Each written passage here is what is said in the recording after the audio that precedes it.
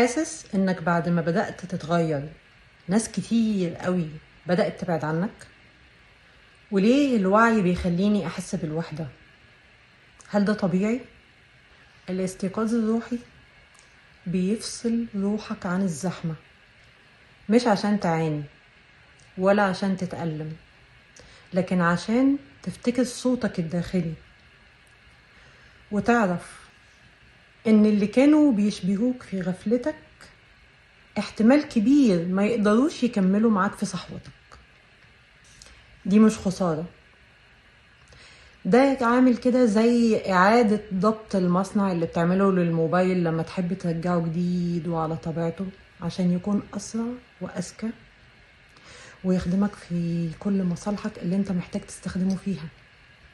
فده كأنه كده إعادة ضبط مصنع لروحك، وإن انت بترجع للأصل وللطريق الصح.